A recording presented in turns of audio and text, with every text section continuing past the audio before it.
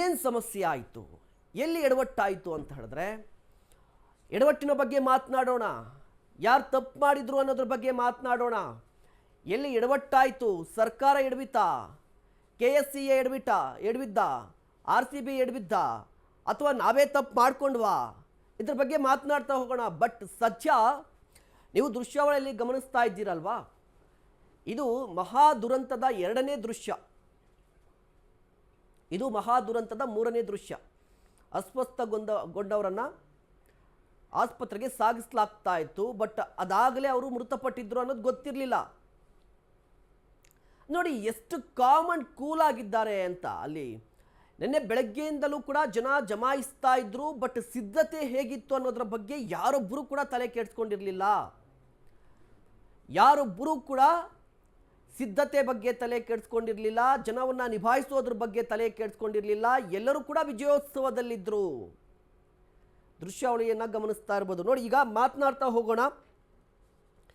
ಕಾಲ್ ತುಳಿತ ಸಂಭವಿಸಿದ್ದಾಗಿದೆ, ಎಲ್ಲಿ ಎಡವಟ್ಟಾಯಿತು ಅನ್ನೋದ್ರ ಬಗ್ಗೆ ಮಾತನಾಡ್ತಾ ಹೋಗೋಣ. ಮೊದಲನೇದಾಗಿ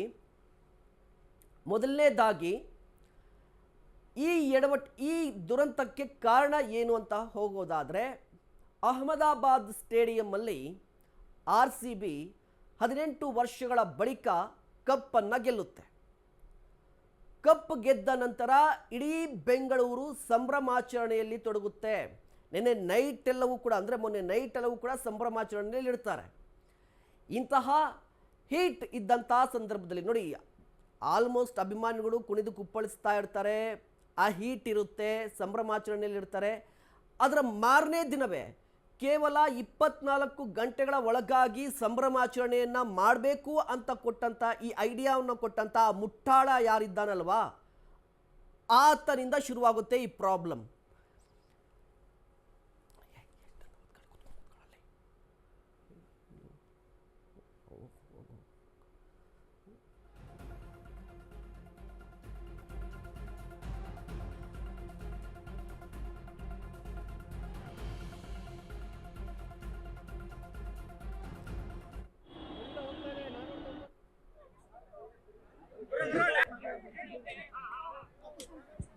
CPR ಕೊಡ್ಲೇನೆ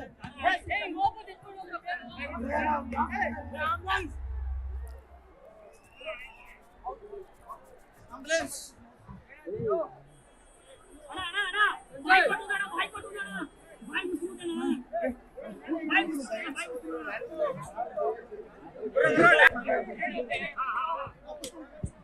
CPR ಕೊಡ್ಲೇನೆ.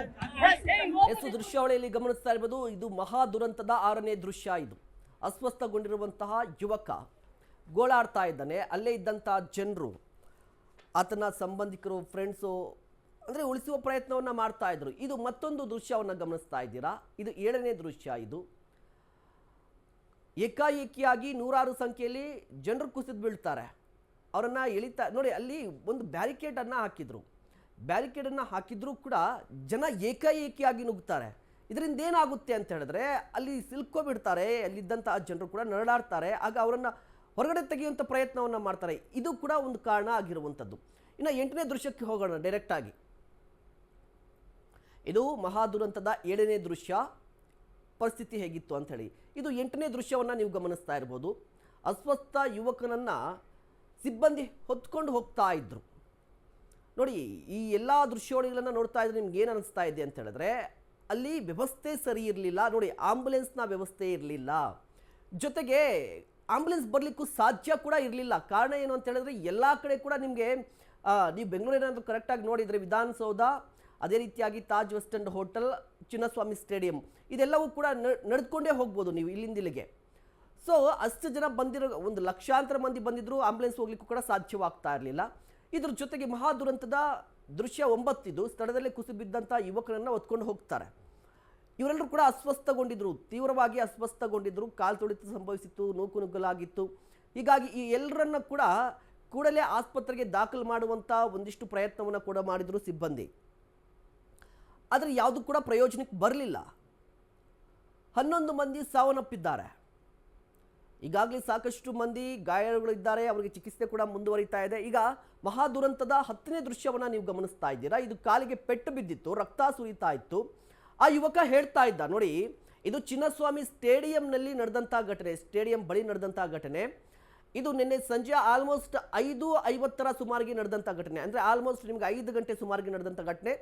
ಆಗ ಆ ಯುವಕ ಹೇಳ್ತಾನೆ, ಅಲ್ಲಿ ಸಾಕಷ್ಟು ಜನರು ಸಿಲುಕೊಂಡು ಬಿಟ್ಟಿದ್ದಾರೆ, ಹೋಗಿ ಕಾಪಾಡಿ, ನೂಕುನುಗ್ಲು ಸೃಷ್ಟಿಯಾಗಿದೆ, ಹೋಗಿ ಕಾಪಾಡಿ, ಇಲ್ಲಾಂದ್ರೆ ಸಾವಾಗುತ್ತೆ ಅಂತ ಹೇಳ್ಬಿಟ್ಟು ಆ ಯುವಕ ಹೇಳ್ತಾನೆ. ಆ ರಕ್ತ ಸುರಿತಾ ಇದ್ರೂ ಕೂಡ ಯುವಕ ಹೇಳ್ತಾನೆ, ಇಲ್ಲ ಅಲ್ಲಿ ಪ್ರಾಬ್ಲಮ್ ಆಗಿದೆ ನೋಡಿ, gate number 17, gate number 18, gate number 20, 21 and 90 ಇಲ್ಲಿ ಸಮಸ್ಯೆ ಆಗಿರುವಂಥದ್ದು. ಈ ಗೇಟ್ ನಂಬರ್ಗಳಲ್ಲಿ ಇದೆಯಲ್ವಾ, ಜನರು ಏಕಾಏಕಿಯಾಗಿ ನುಗ್ತಾ ಇದ್ರು, ಅಲ್ಲಿ ವ್ಯವಸ್ಥೆ ಹೇಗಿತ್ತು ಅಂತ ಗೊತ್ತಿರಲಿಲ್ಲ, ಬಟ್ ಏಕಾಏಕಿಯಾಗಿ ನುಗ್ಗಿದ್ದು, ಜೊತೆಗೆ ಈ ಗೇಟ್ ನಂಬರ್ಗಳಲ್ಲಿ ಮಾತ್ರ ಇಷ್ಟೊಂದು ಪ್ರಾಬ್ಲಮ್ ಆಗಿರುವಂಥದ್ದು.